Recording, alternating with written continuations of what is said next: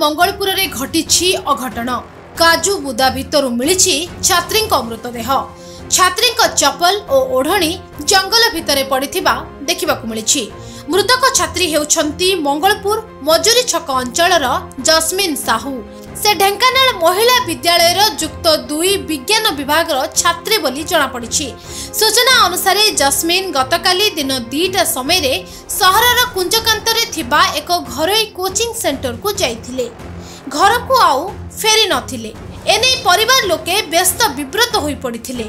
CCTV footage देखि जानिबा को पाइथिले कि जस्मिन अधा बाटरु ही निखोज होई जाइछंती। तेबे आज सकाळे जस्मिन को घर पाखरे थिबा एक बुदा मूलरू तांको मृतदेह देखिबा को पाइथिले स्थानीय लोके। परिवार लोके खबर पाई घटनास्थल रे पहुंचीथिले एवं ए संपर्क रे पुलिस को जणाइथिले। रेबंड कोचिंग से कोचिंग नउतला घरु बस रे जाइछि हम छकर मजूर छकरू श्रीपद बस रे गला। से 3टा रे कोचिंग गला 5:40 रे कोचिंग छुट्टी हला। 5:40 रे सिमिलियार 2 झिया और आम झिया 3 जण से फेरस्त आसले। कौन बे झिया डेरी रे फेरिला बोली 6:15 हला जतले मु हम घरे पचारली जे झिया आसीनी। से मना कले कल नाही झिया आसीनी। तेनु मो सांग को फोन कली जे झिया देखे आउ आम झिया डे परिवार मार्केट ठिया हिदिबो आ जदे थिबो ताऊ धरिकी पळे आसबो। से देखिला 2-3 थर खोजा खोजी गला पाइलानी। गल तू पळे आसे मु जिबी आ 6:20 रे मु जाई हटु गली। 6:20 जाई से खोजा खोजी गला परे पाइलेनी। तांको जो ट्यूशन रो सार अछनी मुन्नू सार को फोन कली। मुन्नू सार आसले तथापि हमर कोन संधान मिललानी। तापर हम जाई टाउन थाना रे एफआईआर देलु। से मैडम कहले जे एबे जदी एफआईआर देबा टिक अलग प्रकार मोड हबो तेनु सकाळे तमे एफआईआर दबो खोजा खोजी करो। सकाळे जदी 10टा पर्यंत अपेक्षा कलो जदी न हेई परिबो तले एफआईआर एंट्री करिबा। तापर 10:30 हे जे सार फोन कले टाउन थाना। हम गलु टाउन थाना रे एफआईआर दे सारजु।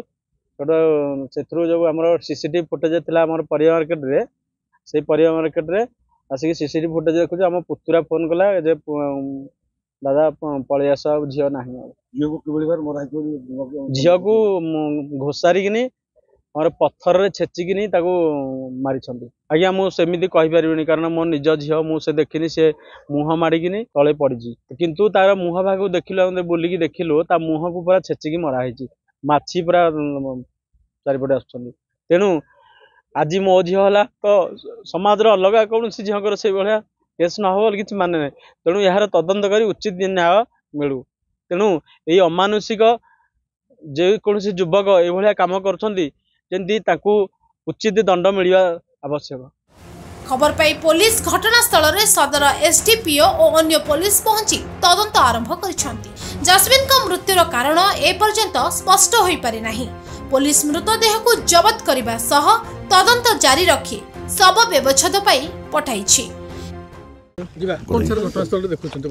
गोटे झीर डेड बडी पड़ी से मिसिंग कौन थी काली बोलिकी जना पड़ी जहाँ तदंत मैंने चली बर्तमान आईएस ये मंगलपुर पाखर नेक्स्ट गाँव लोकटा ना कि प्राइमरी इन्वेस्टिगेशन भी बर्तमान साइंटिफिक टीम आसुँच ना साइंटिफिक टीम देखले कहे डेड बडी पूरा देखाई साइंटिफिक टीम स्पॉट विजिट कलापर जहाँ जना पड़े। कामाख्यानगर सौम्यरंजन नायकों रिपोर्ट लाइव कलिंग न्यूज।